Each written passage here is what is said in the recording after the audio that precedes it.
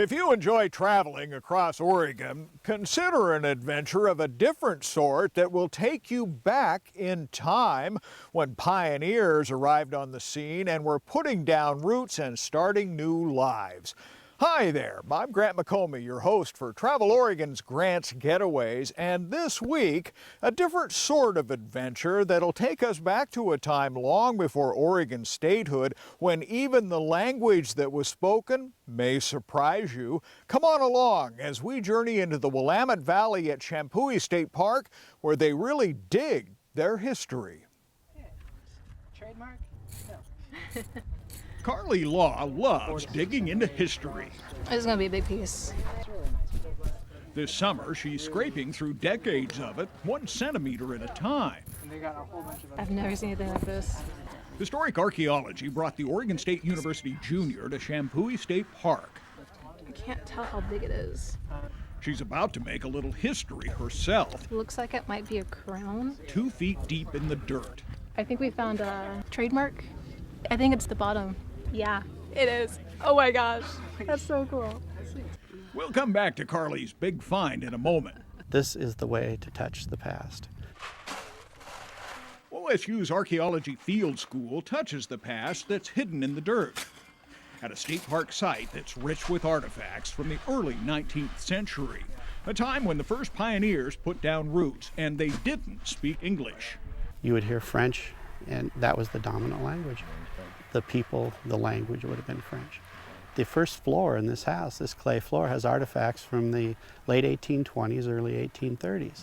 And we didn't expect that in any way, shape, or form. It's the heritage of Oregon. You know, it's part of our history that led up to statehood. We're protecting something under the ground that we didn't even know was here, and how lucky to have it in a state park. Park visitors are even luckier. They get to watch scientists in action. It can tell us a lot about human behavior, and that's really what we're trying to get at, is how did these people live? Molly Mannion guides daily tours to watch the 21 students who spend 6 weeks at Champoeg. And then that'll be cataloged. It's a project that's rewriting the Oregon story. I got it.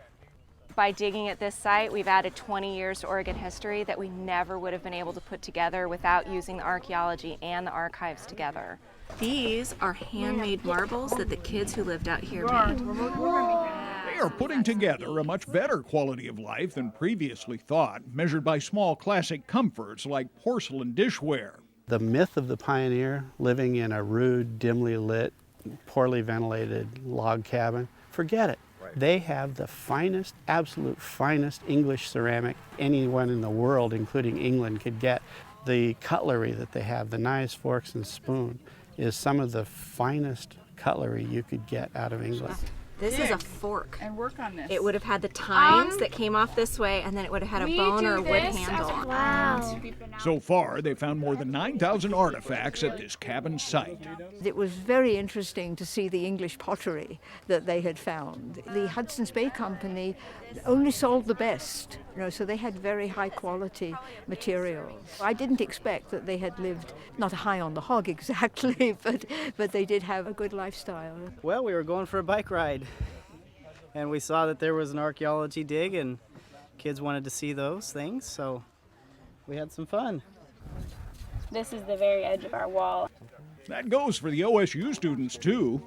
You're finding pieces of ceramic that just had like amazing paintings on it. It's just, they come out looking so nice still, and it's just amazing.